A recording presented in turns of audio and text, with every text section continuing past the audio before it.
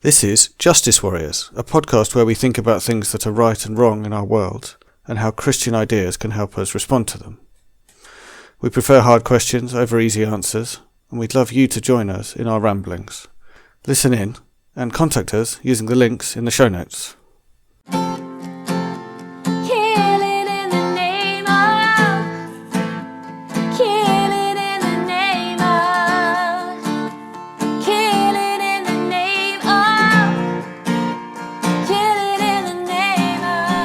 Welcome to Justice Worriers, episode 34. My name's Andy, and as usual, I'm joined by Jörg. Say hi, Jörg. What? I'm first this week.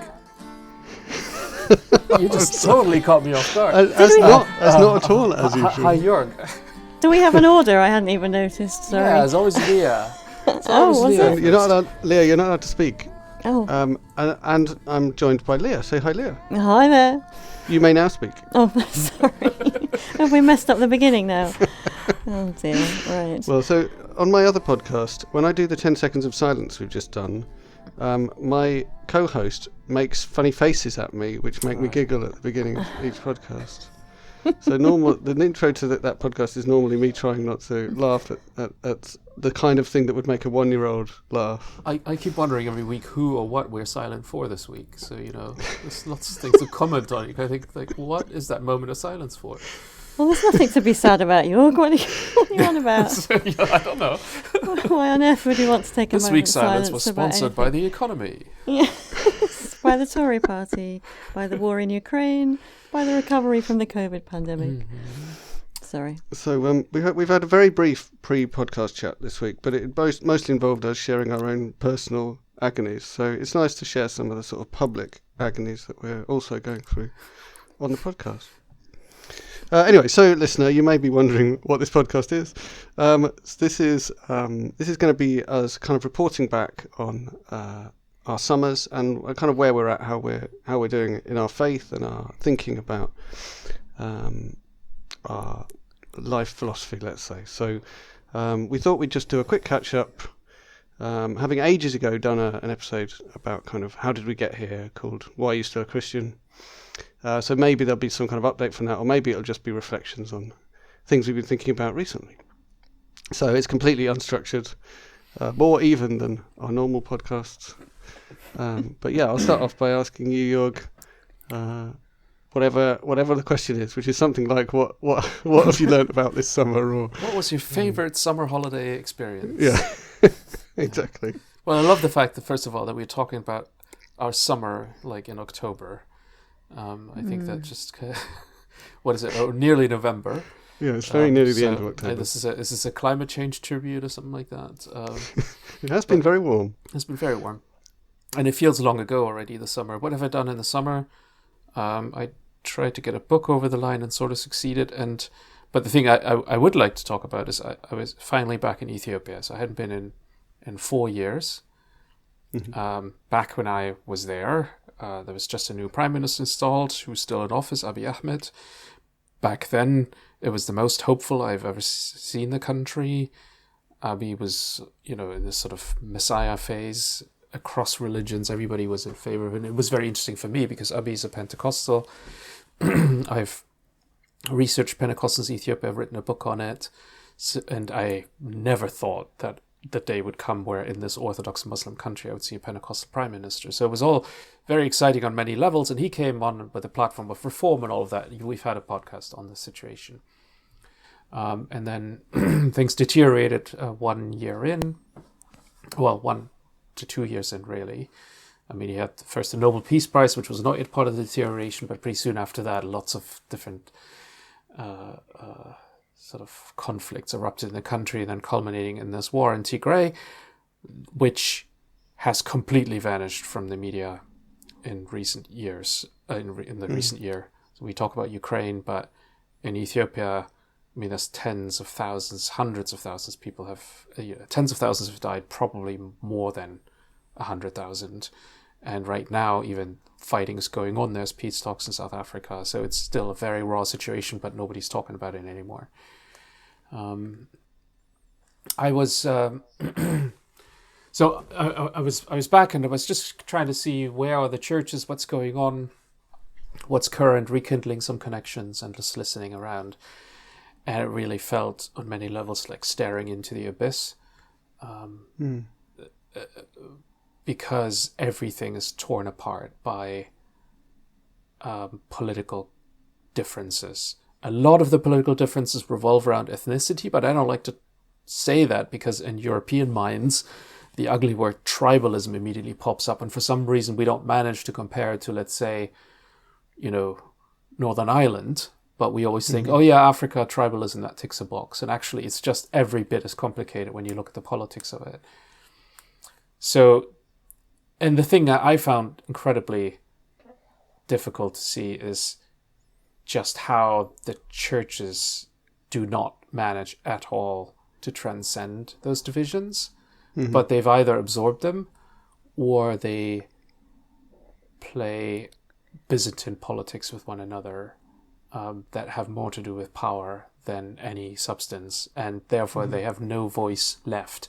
And not just Pentecostals, by the way, also the Orthodox and the Muslims are internally so divided that what used to be a traditional voice that called for peace, loud and clear, every time anybody calls for peace within is read through the lens of, oh, wait a minute, that's where you belong in this political conflict, or this is your ethnic group, therefore you take this position. So it's like...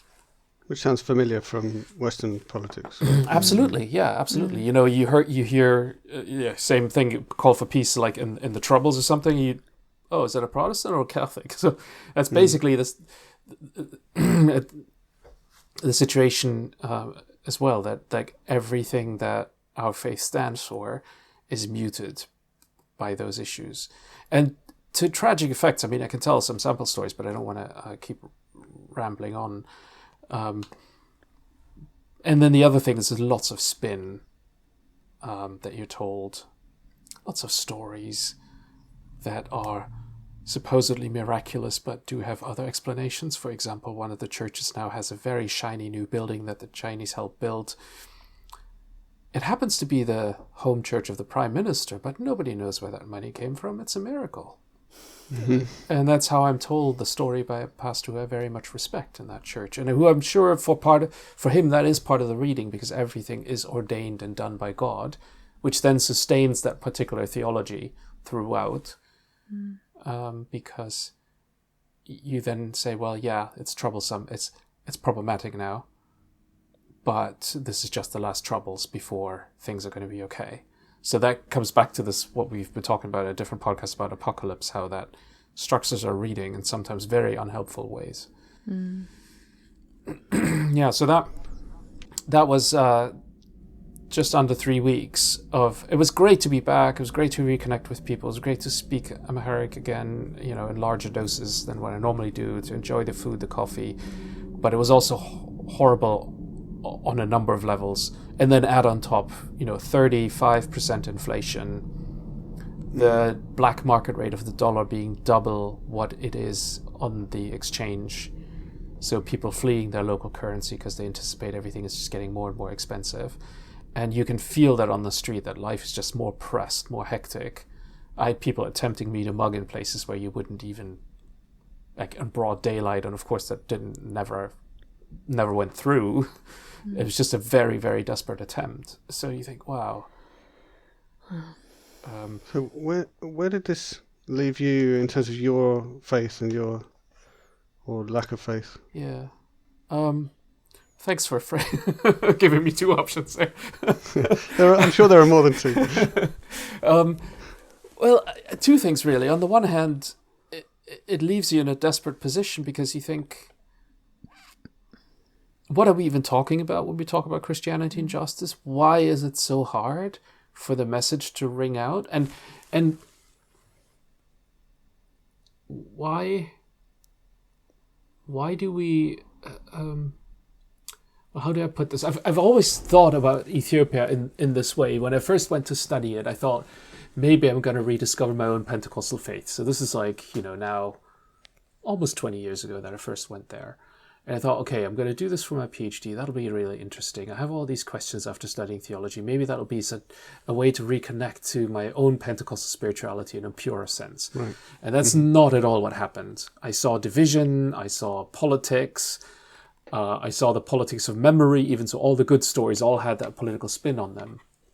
And my takeaway from all of that was then, well, at least you can say, what I'm writing about is human weakness, and that good things have still happened through human weaknesses, because you do see a lot of good. And now I go to these churches, and a lot of them, and I don't even see that good part in many places anymore. I just see the sort of politics, the empire building. Consumed by power. Right. Superpower. And there's all sorts of new prophetic churches as well. So, I mean, if you want a little story, I went to one of them. They have a big media operation there on YouTube. The taxi driver dropped me off at the wrong gate because I didn't know the place. So I ended up coming up through the stage entrance, which as a white person was no problem at all. They just checked my bag and then they let me upstairs. And so when I wasn't on the platform, but I came up, where all the choir sits and everything. So immediately they wanted me in front of the camera. So this tussle ensues in a sense like saying, no, I really kind of sit here. I really don't want to be on the video. Because I was the only white person in there. And for them, that's a good, that church had been taken to court by filming how they're exercising soldiers, like demonstrating the power of the prophet, but of course also ruining the name of the military at the same point. So I ended up sitting behind the camera crane. So I got to see the whole media operation, but I also got to see the stage management. So people, how you got the prophet to pray for you, what you had to pay to be let up to the stage. You could buy a bottle of oil for the equivalent of about £20, which is a lot in comparative terms. That's like 10 decent meals in a low-end restaurant, and it's maybe like 3 or 4 in a good restaurant. He paid for a tiny little bottle of oil, and of course they offered me to go up to pray. I'm sure I would have gotten it for free. I friendly declined, but that's the kind of church landscape that's evolved. And the old churches still exist, but there's fighting among them how many they will let in. So all of that leaves you in a place where you think, oh wow, what is it that I'm part of? on the one hand, right? Like what is that faith, and how bizarre is even my thinking about justice from my comfortable life as an academic in Europe. I have all these questions, but like the rawness of Christianity where it rubs up against life is here. So I'm not even in a position to judge this, but I'm just as puzzled as everybody else why it is so impossible for the faith to transcend it. That's answer one. Answer two, what it did to my faith. Sorry, you got to cut me off. I was rambling. No. So you're telling me, Jörg, that you've actually got a yes answer to both of Andy's questions? Yes. And the way it destroyed your faith and the way it made your faith. That's right. Exactly. That's where this is going. Yeah, well done. Spoiler alert, listener. No, exactly. No, you're right. That's exactly where this is going. So on the one hand, it destroyed my faith. On the other hand, I found myself thinking, I really want to believe in heaven again, because. Or in a not because of Judgment Day in the sense like I want thunder to rain down on all these people who I think are doing wrong, but how can you leave Earth with so much still hanging up in the air? Like if there was any justice at all to the universe, to have that place where we'd go to and we'd understand all the sort of tragic ways in which we are hurting one another without not even intending, because that to me is the tragedy as well, because I see the intentions, I understand people, and I mean I could give you more examples on down that line if you want, but you understand people, you understand where they are, and yet I know exactly how what they're telling me is going to be read by the other side. So you hear people, I hear one person telling me, I'm a Tigray, I was put in prison, yes, some people helped me, but other members of my own church were saying, God is going to give our army victory in this war. And then I talked to exactly the person who said this, And I hear how his apocalyptic thinking, how somebody who went through the deepest persecution time, who's an intelligent man, who's a very successful man, and he went through this time, and it helped him read his presence to always think, this is what's going on. And that's why he says this. He says, like, we got to suffer through, but God will see us through. That's probably what he meant. Mm-hmm. So you kind of see the tragedy on both sides. And that left me in a place where I'm saying, my God, my little spiel of, it's actually fine if there's nothing. I can just sink back into the earth. That only happens when you live in a place where things are good, and where you have time to think about justice, and where you think that we actually have capacity to change things. And when you're in a place where it feels like history just takes a hold of you and forces are at work that nobody controls anymore, then you're in a very, very different place. Well, just crying out for justice, isn't it? Sorry, Vic. I was going to say, it's that thing that Christianity and probably the whole world is full of all these axes, isn't it? And there's an axis that at one end has got God is working his kingdom out here on earth, and things are changing here on earth, and justice is coming here on earth, and your kingdom come on earth as it is in heaven. That's the one end of the spectrum. And then the other end of the spectrum is that it's all a future hope, and everything will be made right in heaven. And I think as Christians, we're destined to kind of live our lives shifting along that axis, aren't we? And different situations pull us more in one direction than the other. And where the actual right point lies, there probably isn't a right point. That's probably the wrong way to be even thinking about the question, isn't it? But those two things are constantly held in tension. And you're right, living in a Western world where we do have a reasonable amount of agency and we can hope to achieve some sort of change, we probably veer to the kind of your kingdom come on earth as in heaven. It's interesting. We do, but I mean, I'm not in a place where I think, now I now believe in heaven. It just feels like how can we even talk about justice if we don't necessarily have that hope? I don't know if I have that hope, but it just feels so like the choice is, do you adopt a cynical reading of the world where the strong win, or you do need some sort of bookend for that idealistic hope that there is a kingdom coming, and that bookend somehow needs to be a place of understanding. I think the danger though is that thing that there's a future hope then it doesn't make you cynical, but it makes you retreat into your, oh well, that's okay, I've done my individual transaction with God, and I've said the sinner's prayer, and because that's not my image. This is why I'm not so keen on the Judgment Day bit. That's not what I'm going for, like that sort of retributive, God will give you as you've done unless you've called upon the ultimate sacrifice. But rather, I think that's where some people go. Yeah, exactly. Yeah. And that's a real problem. But for me, this was more important in looking at my sister, my brother now, and saying, I get you, maybe.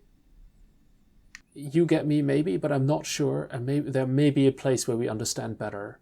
Or looking at two of my brothers and sisters and say, I know why you don't understand one another, and I know you won't. But I so wish for you that there will be that moment of closure. Yeah, you're hoping for the lion to lie down with the lamb, right? Yes. Well, or the two lions, or with the lion and lamb, we know who the evildoer is, right? Or maybe that's a wrong. He also has to eat the lion, so in a sense, yes. Yeah, that's right. That's exactly it. Yeah, like what I love about that verse is it's completely impossible, right? Yeah. It could never happen in the world as we see it now. So it expresses that desire for something that is impossible. It doesn't work by those laws anymore. Yeah. So something that struck me about the way you were talking, Jörg, is something that I listened to a recent Nomad podcast, and they were talking about, and I really felt the same way, which is that there was a time in my faith where the behaviour of an Ethiopian Pentecostal church would have had zero effect on my sense of whether my own faith had value. And I actually think the perspective you're bringing is much, much wiser than that, which is that we don't have to agree with people on all the things in order for it to be relevant to my understanding of Christianity, the way Christians behave. I used to define myself as this tiny little group within the global Christian church who were the Christians who were real Christians, and it didn't matter what the rest of them thought or did. Yeah. But it's also recognizing how much you're part of. Like, the one question I went to Ethiopia with, and I don't have an answer for, is, do I write about this? And when? And in what form? Because what has happened to the academic community, it's just as divided as the country, because different people whose stakes in the game whose stakes in the conflict are nowhere near as high as everybody else's, have taken it upon themselves to speak out. And it can feel incredibly empowering, and indeed sometimes it's necessary, but it's always hard to know when to do that and how to do it rightly. And it's so quick that you get just drawn into the conflict. So, like, you realize how you're just, this idea of a neutral bystander doesn't exist. The moment you ask people how they're doing, you have entered their world, and they will map their ideas onto you, and they will be skeptical about you. They will spin you. They will want to get you to see their position. They will look at, who did you talk to first. And of course, then the work of fieldwork is always, you triangulate the information. You use that. You also an active part in bringing out these narratives. You say, oh, so and so, something, not so and so. Like, I heard somewhere that, because you know exactly that's going to provoke the other response. So you're always part of the, like, so in that sense too, to come back to what you said, it's an illusion to believe that we're outside. And our silence, Absolutely. our silence as the Western Church, is also something that they're holding against us. You see that all the time. Like, why do you talk about Ukraine only? What's going on with the Queen? What's all that about? Because she was being buried as I was there, or died as I was there. This world is so interconnected, and yet the temptation is still there to shut it off and say, well, my faith is about me and Jesus. And to be honest, like, that's sometimes what it feels like. And then you come back here and you think, yeah, that's what we are talking about, me and Jesus. And then the question only gets bigger in my head. What is this about? What are we in it for? So maybe I just need to preach about heaven and the Lion and the Lamb. That's the hope. Justify those that die by wearing the badge, they're the chosen whites. Those who died are justified for wearing the badge, they're the chosen whites. To justify those that died, they're the chosen whites. Right. Well, thanks, Jörg. Let's move on. Leah, what's been going on in your summer? What have you been thinking about? So actually, not too dissimilar to Jörg in a way. I've kind of come to this place where I think God's got a really terrible plan, and that's kind of where I'm left. What is this plan? Well, so Can you tell us? I haven't got a better one, but I'm not happy with the current status quo. It's as if originally kind of I had this great idea that God was so super powerful, and that if we just prayed and we just found these right formulae that unlocked the power of God, and God would kind of come and do stuff, and things would really change in the world. And then I kind of started to think more in terms of God partnering with us, and God wants to work with humans and wants to work with the church, and we're all flawed, but it's the way that God's chosen to work, and I'm just left saying, oh, that's a bit crap. So I was just going to say, no, that sounds like a really terrible idea of what we've This seen. is a really terrible idea, and I'm just wondering if he's got something else. I'm just like, back to the question, why create at all? well, because I think, and it is very much along the same lines as Jörg was saying. It's like you see so many wonderful people who are so committed to God, and yet we all seem to be so capable of missing the mark in so many many thousands of ways. And I look at, I don't know, I suppose I was at, I'm not even going to say which one it was, but I was at a Christian festival over the summer, and like such genuine, sincere people, and I stand there and I feel on the edge of it, even though it's a festival at which I have been blessed and healed and helped and ministered to in amazing ways in the past, and I know that God has spoken to me there really clearly. But yet I listen to them and they're just stuck in this time warp of the way God worked 20 years ago. And they're there on the stage saying, there's been financial, because of COVID, there's been financial difficulties with the festival. And they're like, oh, but we're really trusting God to come and do a new thing. And I'm sitting there thinking, how does God not break into this situation? Because you want him to do a new thing, but from what I can see, you're looking in 180 degree the wrong direction for where a new thing might come from, because you're kind of looking for the old thing. A different, totally different context. By the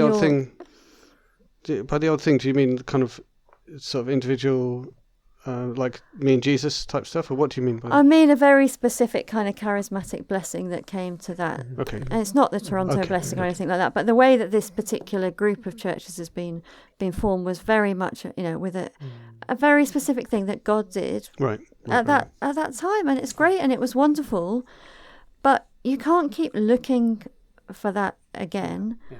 I would love them to say, well, actually, maybe God's next wave of whatever he does might be something that actually changes our hearts so that we live different lives along, things about justice and the things we've been talking about, because it's really odd, because the movement itself does an awful lot of amazing practical good, but it's still, as you sit in the meetings, there still feels this massive disconnect between the way that the Spirit moves. The Spirit moves on us as individuals and to heal us as individuals, either in directly in health kind of outcomes, or in our inner healing, sort of mental healing. But it's us as individuals.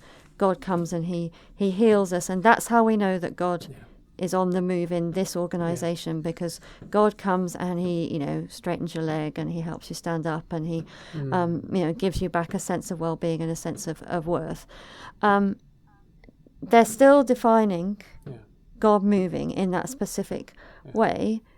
What if God came and did some sort of move that said, right, okay, all you incredibly wealthy people from the southeast of England, who predominantly we are, what about if you all gave your money away? Like the majority of it, rather than just giving some of it away. I don't know. It just drive a camel through needle's ears.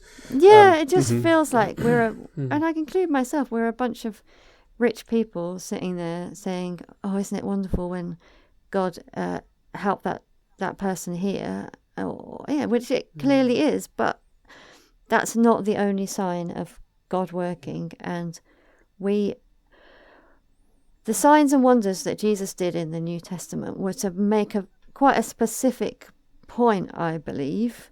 They were to make a point that the outcasts who were previously given up on were meant to be part of the congregation, and that God had come with good news to everybody, including the people who you excluded. Not just to say God comes to make you healthy again.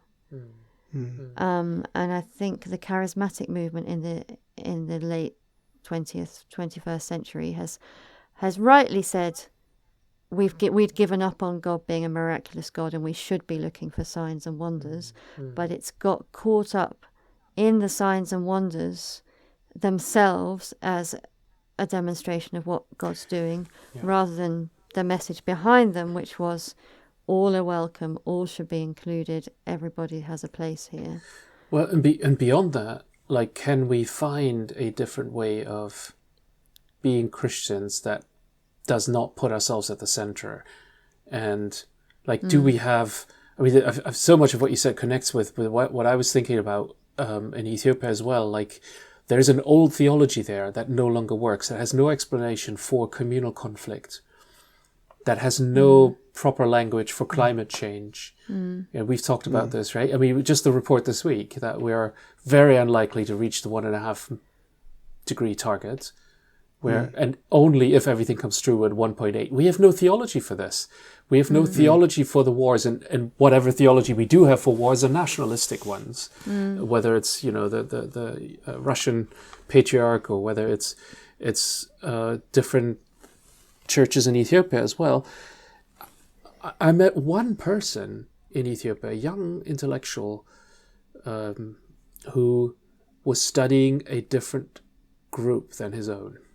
And that really was a sign of hope, and I said, like, I really want to understand you, or like just being part of one another's lives and not centering around ourselves. And like what you said, yeah, it's absolutely true. We're living a stale theology that has put individual humans at the center of God's blessings, prosperity light, or whatever you want to call it. But we don't have a theology for community. We don't have a theology for collective sin, and all. Yeah, we've mentioned this before. And we don't have a theology that suits or prepares us well for disaster. Yeah. And I mean, I preached at church on Nehemiah the other week, and that what I had to say then really came out of a place of, I think we need to be speaking to young people particularly about where would your faith be if society collapsed and the church collapsed. And that's what you're seeing in Ethiopia in a sense, isn't it? What do we have to say in our churches at the moment that prepares us to deal? And I think we touched on it a little bit when we talked with Matt and the other week when we did about apocalypse. I think we need to be thinking about these things because we put ourselves at the center, and then we justify all sorts of things that we do to put our kids first and to put our own well-being first, and we justify them all to ourselves. And then what if we're standing in a line of people and food's being given out, and we know that our kids are too far back in the line to get the food distribution? Are we do we ever talk about a theology that prepares ourselves for that? And it's not even just that. Even in the wealthy times, we're not even happy with that. By centering among ourselves, you have, if you look at sort of increase of anxiety and all of that, I'm going to say it again, the idea that we all have to die. It's a 31-minute Justice Worriers bingo. Yeah, it's just Justice Worriers bingo. But like just that centering the story around like history, we're borrowing history from the future. We're only part of a movement, and we don't control these moves. So what significance are we living in? How can we read the situation in another way than this is what God's doing to me, to our church, here right now? And and then I have another half of my summer story. Sorry, go on. I just cut in. Just to drop in another nomad reference. I listened to a David Benjamin Blower. I think it was a meditation or something like that, and he talked about the idea of being a good ancestor, and that the sort of ambition was to leave that kind of legacy of good. Which is an amazing way of thinking about it. Yeah. But good, continue. No, that's really cool. And I think, and then I have like the other half of my summer story, which is that my business, which sometimes consumes my whole life, running my own business, has been through some incredibly testing times, but yet I can absolutely point to time after time after time when God has amazingly answered prayer, and the business would not be here if it wasn't for this year, for a serious number of God incidences that have kept it going and kept me going and still continue to allow it to thrive. So, on the one hand, it's like God's plan's terrible, and I don't quite understand how on earth the church is ever fit to do what we're meant to be doing. And then on the other hand, I see this tiny little crazy idea that I have of how a business ought to be run, and it's a titchy witchy thing, and I'm probably just on my hobby horse about it, but somehow God seems to be allowing it to continue, even though there've been a million times a month where I'm like, I don't know what I'm doing this for. So yeah, it's kind of interesting. But now I have a big question mark. How do you reconcile those two moves, those two insights? Well, I can't. That's You the whole can't. point. Because half Yeah. of me says, why on earth why does God come and answer my prayer that I'm drowning in work and I need desperately, like just 2 weeks ago, I was absolutely drowning in, like absolutely drowning in work, to the point where I feel like I'm about to have a nervous breakdown. And God sends somebody from church who needed some work, and has just got right in and cleared this whole massive backlog of work that I had. And, that is not an isolated example. But why does God answer that prayer and doesn't answer? We're always there, aren't we? We always come back to this crazy question. Maybe he is about the individual, and he doesn't. Yeah, he likes maybe collective that's it. suffering. He just likes to help individual, nice people. Yeah, who are trying to, run a business. Yeah. And sell rich people lots of climate-friendly things. Yeah. Everything is on a scale from praying for parking spaces through to That's right. like That's right. famine, right? Like, It's utterly bonkers. The Although question just comes up do again have- and again, doesn't it? Of Sorry. why does God engage with us at all? I do have my best sexist story yet, though, which I will just tell you. So our work van, which is a big white, works van, was parked in. We now have we have an office in a shared office complex. So our van was parked in the car park of the shared office complex, and somebody put a business card under the windscreen touting for us to employ them to do some bits of work. And we're really busy and I didn't phone him back. So then they phoned me and left a message on my answer phone. And the tone of the message was really odd. It was like, oh, hiya, buddy. Just wondering if I could speak to the gaffer about... It was like, just like so blokey. It was off some sort of advert. And you just might be able to help you guys out. It was all like, I was like, I suppose I better ring him back. So I rang this guy back. I said, oh hi, it's Leah from Your Energy Your Way. You left a card on the van. And he said, oh yeah, I don't know whether it's like your boyfriend or your husband or your brother, but somebody that you must know is running a business in Egham Biz Hub, and I saw your van and thought we might maybe be able to do some work together. Good start, buddy. Good start. I'm like, actually, it's my business, and yeah, you may just have coloured the amount of work that I'm ever going to put your way. But I was like, oh my life. So yeah, that was my genius point for the week. And somebody else actually, just a few days before, I talked to them about the business, and they said, "Oh, do you run it with your husband?" I'm like, oh my life. Anyway, so yeah, that's my moment of light relief in my existential agony. But, yeah.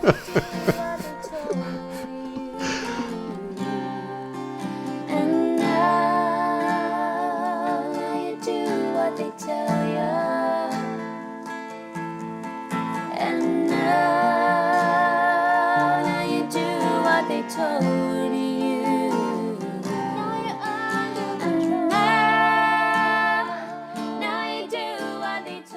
Right, let's move on to me. Yes. Sorry. So, after hearing and very much agreeing with the critique of individualism, I think most of my thinking has been entirely individual. So, there you go. It did strike me, by the way, that, like we were saying, we have no theology of like collective punishment and things like that, or collective sin rather. But like, there's loads of material in the Bible.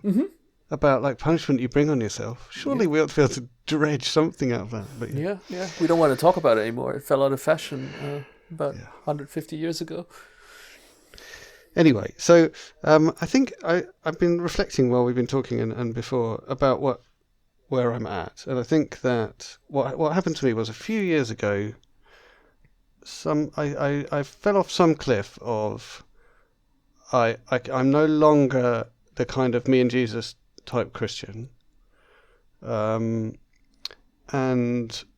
I'm something else and I don't know what that is. And so there was quite a long mourning period, I think, like maybe a couple of years or longer, of just feeling sad about that, feeling sad about, I guess, like in some sense I used to know what I was, and that there was like a sky god who cared about me. And although, like, And sent good things your way, or sent good things my way. Well, no, I mean, I've always been waiting for the cold hand of God to crush all the good things, right? So I've always had that anxiety, but that doesn't mean, in a way, that is an expression of that, actually. But yeah. Anyway, so I mourned that for a long time, and I feel like maybe what's been happening to me recently is that I've started to bed in to that idea of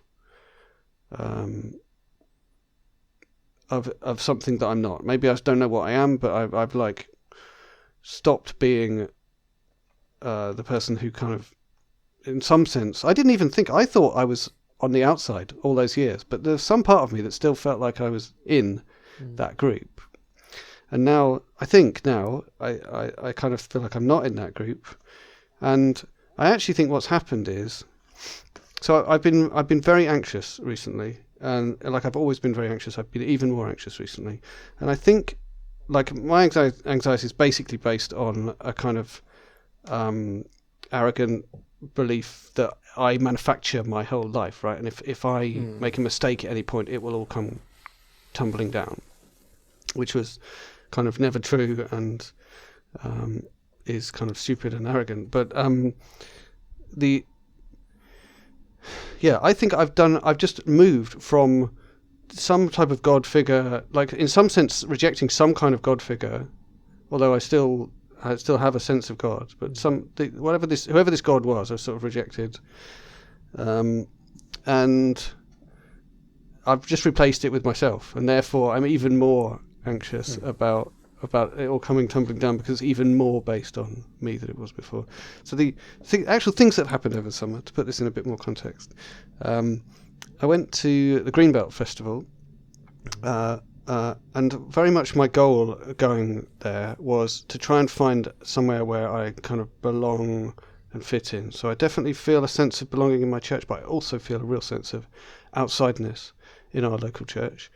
And so I was looking for like a community at Greenbelt that would feel really comfortable, maybe, and then I felt quite outside, even though a lot of the stuff that happened there was exactly what I was looking for, right? So like the whole festival was completely based around climate change. That's almost the only thing we talked about, and that feels to me like the appropriate level of focus on climate change, it being like the primary disaster that the human race is facing, and being like a thing that we need theology for, as we talked about. So I agreed with a lot of stuff happening in Greenbelt, but I also saw only the rich white middle class people there, like even more than at other types of festival. So how does that fit in with what Leah was describing earlier of, Jesus's primary mission being to the people who are outside, all these people on the inside, and they're all saying all the things I agree with, and somehow, I mean, maybe it's a good thing that didn't make me think, oh, I belong, and it made me think, there's something wrong here. But yeah, so the other thing that happened at Greenbelt, my summer wasn't only Greenbelt, but the other thing that happened at Greenbelt was I went along to this amazing service called the Alternative Eucharist service, which is it's called the Goth Eucharist, really, and it's a bunch of goths, so all wearing like black clothes and dressed up like vampires and talking like about Christianity being like it was in the 90s. yeah, totally. And every year at Greenbelt they do a thing, and I'd kind of forgotten, but actually like 25 years ago when I went to Greenbelt before, I'd gone to this thing and felt this amazing sense of belonging. I'd forgotten about it. I went along again with my daughter and my wife, who both also really enjoyed it, and it was amazing. It's hard for me to describe what the kind of cocktail of stuff that made me feel so accepted and allowed to be myself in that room, in that tent. But it was a combination of the sense of of being outsiders, and that this was a place where you could really be yourself, and that was made very clear over and over in the way people spoke, that that I was welcome, no matter, I guess, what I believed or what my sort of identity was in any other way. And it's like, I know a lot of churches try to say that, but this really, really succeeded for me. And so it was just this little window into, actually, this is the thing that I was looking for when I went to Greenbelt, and this is also the thing that I lost, right? The sense of belonging, even though I thought I was an outsider. The thing that I've lost is the sense that I am part of a thing. And so there was this tiny little window of, you are accepted and allowed to be yourself here.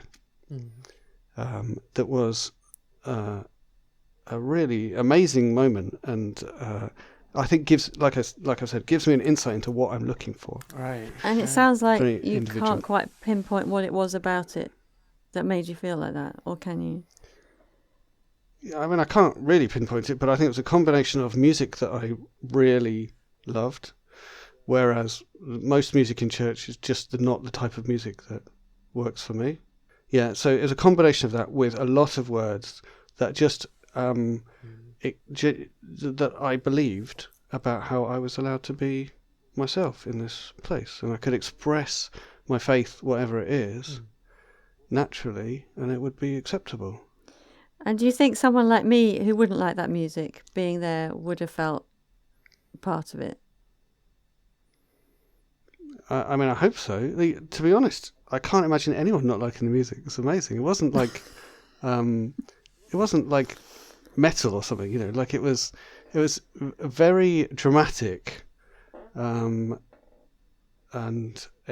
energetic music. Maybe I just have an but opinion about your music taste that I've already decided I don't like. Yeah, I don't think it was really. It's not really the kind of music I listen to for fun.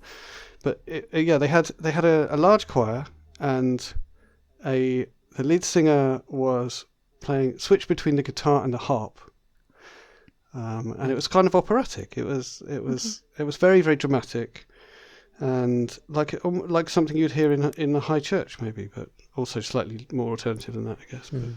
And these big drums, they had these drums, and they were really dramatic and exciting. It was amazing. I'm thinking, like, isn't it interesting that we center our theology around ourselves, but actually when we feel we're blessed most is when we are able to forget about that and feel actually part of something bigger. So I think like yours and Leah's story definitely connects there, because I mean, the way God helps you is have somebody else in the community and you're like amazed what this person is doing, right? So it's like allowing you to move away from that. I had a similar experience to you, Andy, in Ethiopia, where suddenly in a church that I went to with the goal to speak to that pastor we'd only talked to on the phone before, and we'd never met, and all of that happened, and it was a good way of opening up and talking to one another, even though after the service politics came back. But there was a moment in the service where I was really touched by the music for some reason, and I was praying for stuff that was going on at home. So I was away from field work and I was in the service, and it really got to me. But also because I had actually prayed that morning a prayer I would never say. You help me talk to this pastor, which I think is theologically wrong. Right? So, but it just somehow it connected. I felt like, wait a minute, I'm actually part of this faith for this moment. And it was that experience of community that spoke to me much more clearly than any of those other moments that I'm in church and think, oh, this is not how I would say it, or this is not, I don't like this song, it just takes me out. So it's almost as if we have to learn to like see church for what it does for others, to see, like, be joyous by what we see others doing around us rather than centering it. But our theology always instructs us to say, what's God doing to you right now? I want you to monitor. I want you to realize what's going on in your life. But actually, maybe the task is look around you, see what others are doing. Help.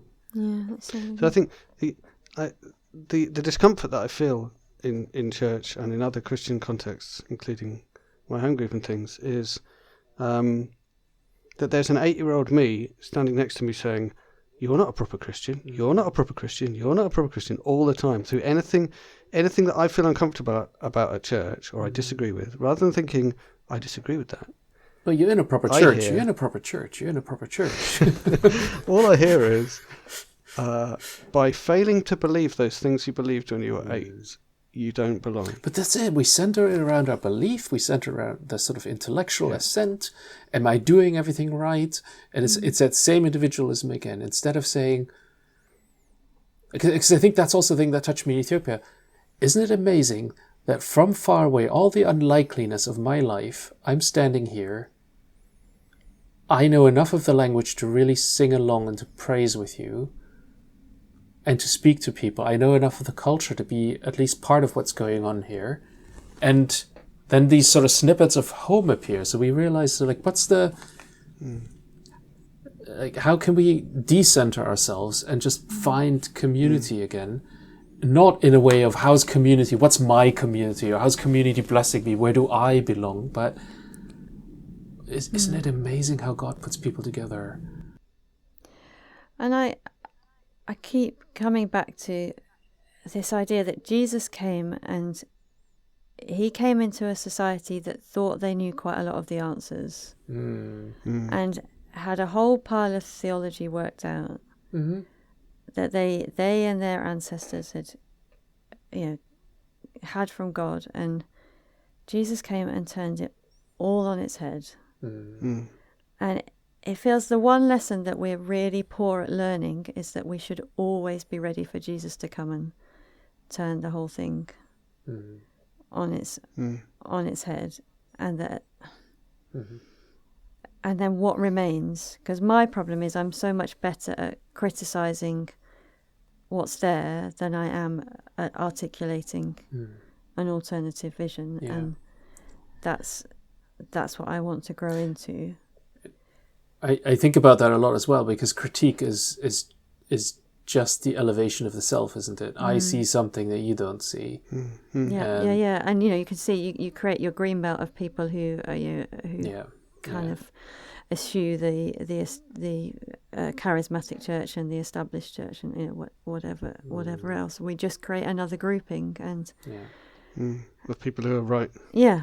And you can see that a little bit in the sort of, do you listen to Richard Rohr? Do you read Rob Bell? Do you kind of, we're in the, do you listen to Nomad? We're in this other club, and it's just, I don't want to be in.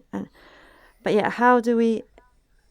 Are we grappling with how do we create a sense of belonging? And we've talked about this before. A sense of belonging that isn't based on what we're excluding or who we're excluding, and a sense of belonging that isn't based on differentiating ourselves from other people. And it's really hard.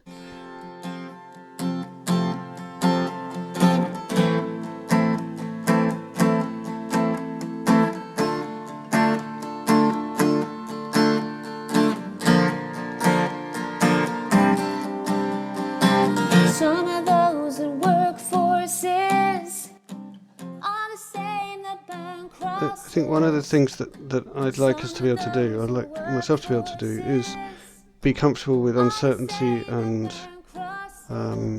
confusion and doubt. Difference. And difference, And so, like in my prayers on Sunday, I did prayers at church on Sunday, and one of the things I said in my prayers was, we confront the lie that your value as a person is calculated based on the strength of your belief. And I wasn't sure whether I was going to get any ums from the congregation when I said that. I think I had a couple of ums, but I really think that I'm programmed to think of there being a hierarchy in the church based on how well you believe and how certain you are and how many of the answers you know. And so for me, what I need Jesus to turn around in me, and maybe in my church, is that idea that being certain is good, and having doubts is bad. And that Jesus needed people to have doubts about the faith that was around at the time, so that they could listen to what he was saying about how to turn it upside down. And I don't even know to what extent certainty and doubt matters if you see yourself as a member of a community. Like you are picked up.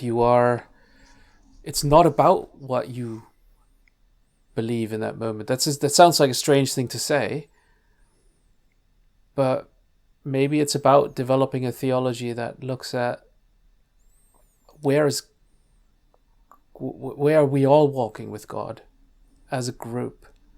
And how are we holding each other up, right? The other thing in my prayers was about, it's about rich and poor, like spiritual poor, richness and poverty, and financial richness and poverty. And like part of the prayer was about when we're poor, we should be prepared to lean on people who are rich at that time. Yeah. In both types of being poor and rich. And when we're rich, we shouldn't feel like we're being extra good because we're giving. It's actually just a redistribution to another part of the body. It is so hard because it is a fundamental reprogramming of everything that we are brought up to think, and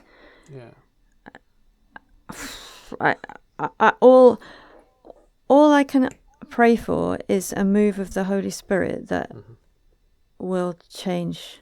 Because it's not up to individuals to change that in a way, isn't it? Because we can't change it, and if we, as we are, it feels a pretty crap plan. It's almost like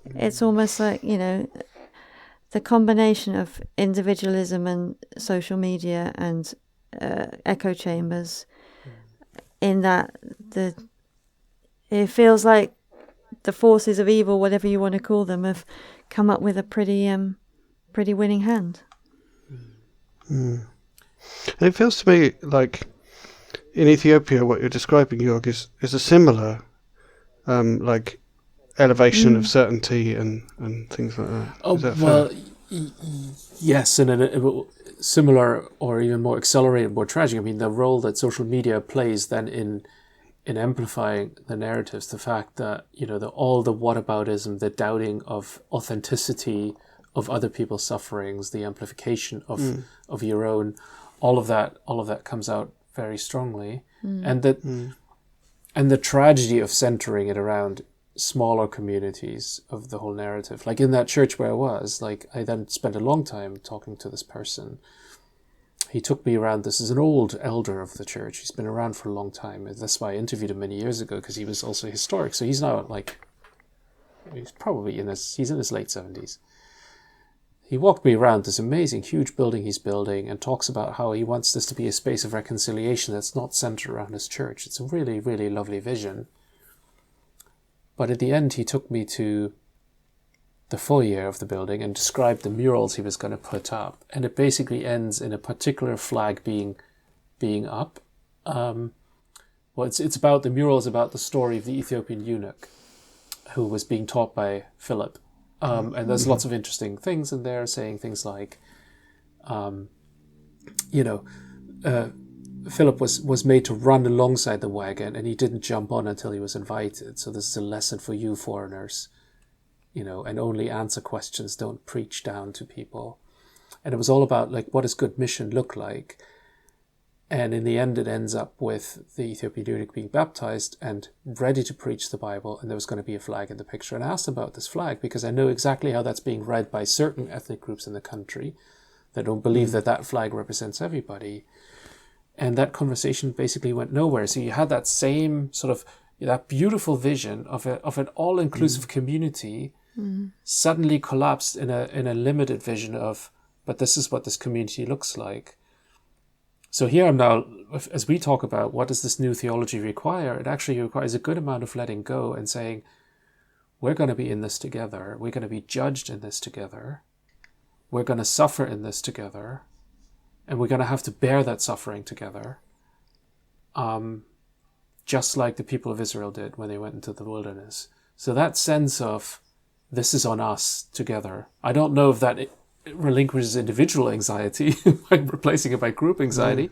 But in a sense, once you start disowning yourself and saying, it's up on me to turn around and actually say, like Leah's question, what can we do to prepare ourselves and our young for a really hard learning experience for humanity that's certainly coming up, that we can see developing, that doesn't feel at all like what we thought the 90s were about, what was kind of coming, but actually a world that's gotten darker, where love still exists, where we still see one another, where you still have those signs of hope. And then what is the story we're going to tell about our failing?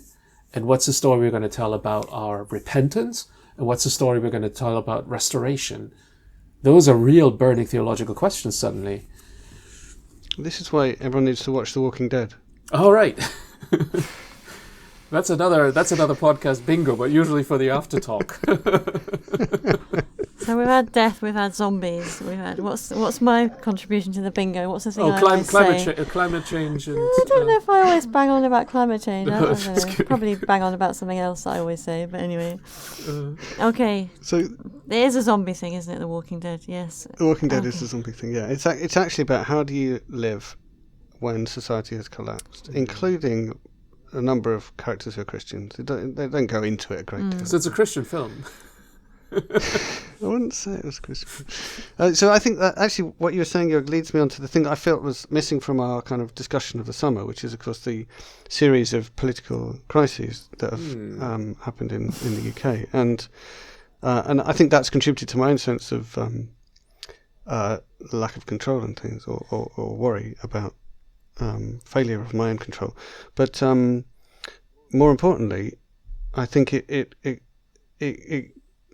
goes to that thing of collective responsibility, right? So my first thought when a lot of these crises were happening was, if this goes badly enough, we might be able to get rid of this terrible government, right? Which is, a legitimate concern, but completely lacking any consideration of the damage that's caused by these crises to real people who are experiencing it right now.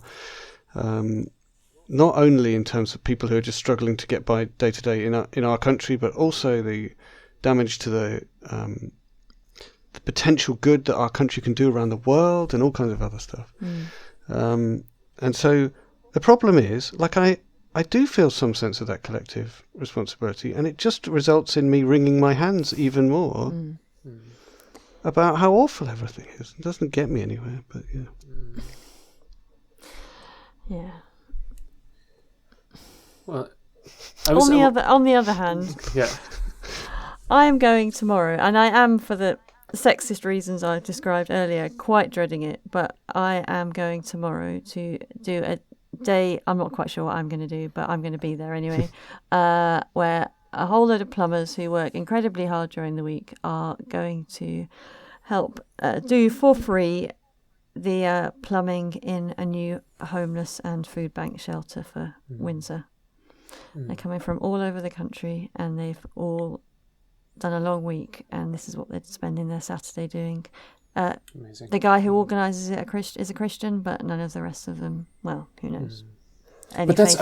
Any faith or none. And that sort of stuff does go on all the time, and in all places. And why shouldn't more of our Christianity revolve around that rather than beliefs? If what Jesus taught us is about that, if what the Bible story comes down to is about justice, then why do we even need to stick that label on it?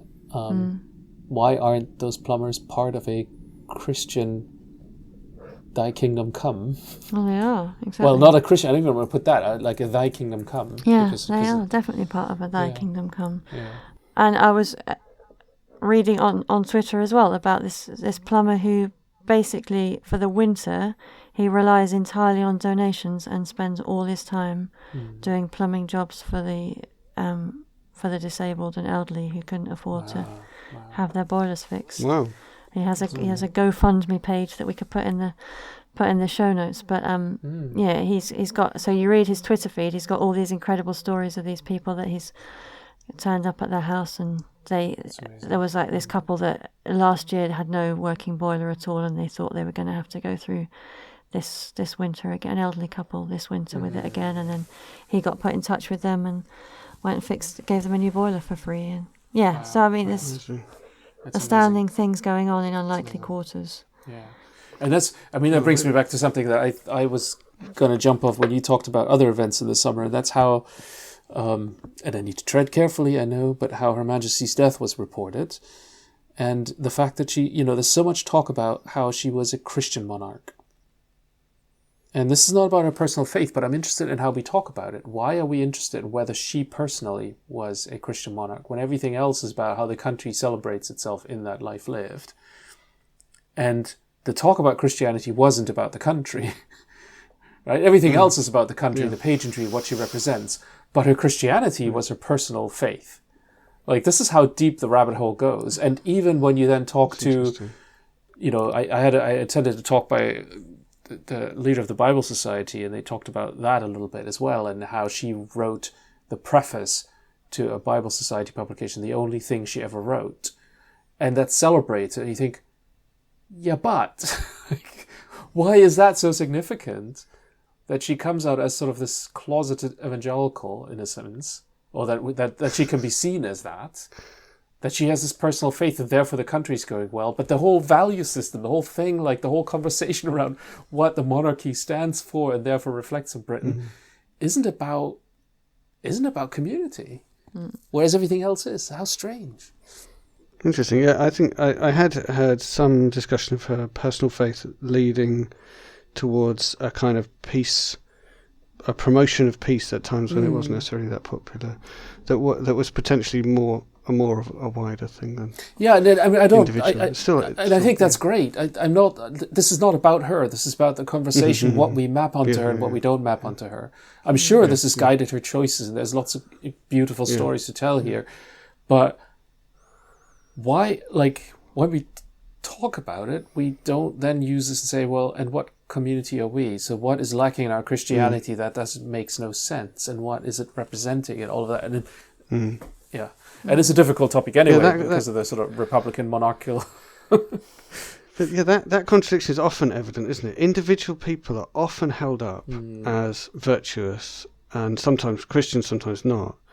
But we never allow the conversation to go from this individual was virtuous and we should all be like that to our society should be virtuous, and that means some of the things we're doing are not okay.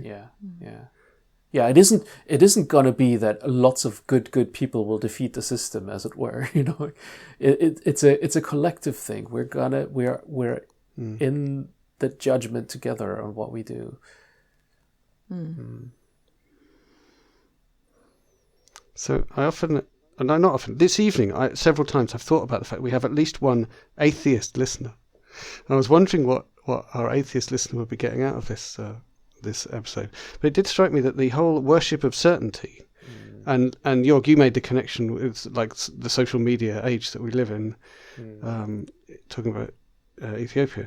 But the worship of certainty, which you kind of would have hoped would have gone away when we had a global village, as we imagined what a global village would be like in the 90s,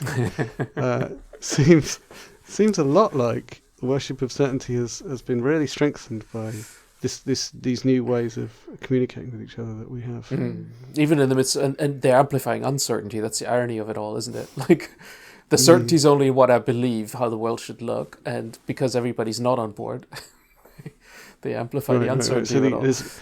There's real uncertainty, and then there's projected certainty. It's okay. Elon's going to fix it. Yes. So I have made the commitment that if Donald Trump reappears on Twitter, I'm leaving. Oh, that would be really hard for me. Yeah, well, my business doesn't depend on it. Yeah, mine does quite a lot. So it's not necessarily a choice for everyone. No, okay. I'm sure Elon will think of a plan. It'll be fine. He's not doing it for himself just to make money. He's doing it for humanity. So what can possibly go wrong? Right. Well, someone did point out today that there were some. What was the? So he's got he's got a communal vision. He just sees himself as the savior atop it all. No, his communal vision sent 30 people to Mars. Yeah. I've forgotten the name of the website. That's how much it's vanished into obscurity. But there was a very large amount of money paid for a kind of a blogging website when blogging was a new thing, which it vanished into obscurity. So maybe the same thing. Blogspot, Blogger, like all of this. Yeah, interesting. No, before that. Before that? Began with T. Oh, wow. I've forgotten the name of it, but anyway. Anyway, so that's now we've touched on everything. So unless you have anything else you want to throw in there, I will do our final reading. Yeah, because I have to get up early and go and be with a group of plumbers who've spent the last few hours on the WhatsApp chat talking about strip clubs and making rude jokes. Well, we're already Are 4 you minutes projecting past when that, or we are said- you reading along? No, I could send you a screenshot. No, Yeah. don't. That's okay. That's okay. And then Right, and yeah, then we're somebody already- pops up and goes, "Why aren't there any women in plumbing? They must just be interested in the caring professions and not really want to do this job." Yeah. They're not really built for it. No. Yeah, so we're already 4 minutes past when Oh, we sorry. said to Leah we would stop, so that we will stop. Also, it's a long enough podcast. Anyway, okay, so the final reading is actually something that was sung at the alternative Eucharist that I went to at Greenbelt, and I can't recreate any of what it was. You're not going to 'cause was sing sung, it was sung in Sanskrit, and I don't have the Sanskrit, I'm afraid, so I can't read that out to you. And it was very beautiful with a large choir and lots of instruments, and it was the opening of the service. It was very, very moving musically, but also I found the words very helpful to feel like I was involved. So it was just repeated over and over. It's quite a short thing. So enough introduction. So the translation from Sanskrit, and there are multiple translations which are completely different from each other. I'm just going to read you one of them. But the one I liked was, "O Divine Mother, our hearts are filled with darkness. Please make this darkness distant from us and promote illumination within us." That seems a suitable prayer. So I've neglected to mention the other thing that we need to mention, which is if you would like to be involved in a live question and answer style session or a sharing of your worries or your thoughts on this type of stuff, please contact me. There are contact details in the show notes and stuff like that. And we will organise a date when we have a list of people who want to be involved. We'll figure out a date to do it. So please, if you would like to come to a real place in Egham and talk about this stuff, please get in touch with me. Don't be shy. Really do it. And if you would like to send in a question, maybe you're in a different time zone or a different part of the world, please do send your questions or thoughts, and we'll read some out during that session. If it happens, it will only happen if people contact us. But we're really looking forward to that. It should be a cool thing to do, so do get in touch. Thank you very much, Jörg.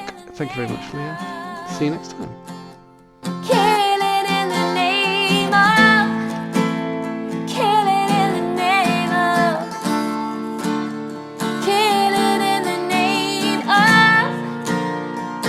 You've been listening to Justice Worriers. You can subscribe wherever you get your podcasts, and you can also follow us on social media by searching for Justice Worriers, where warrior is spelt like someone who worries about things. If you enjoyed this episode, please subscribe and leave us a rating, since that helps other people find us. Also, please tell your friends about us in real life. We'd love to hear from you. To get in touch, use the email address in the show notes or contact us via the social media links. Thanks for listening. And now you do what they told you. Now you're under control. Now you do what they told you.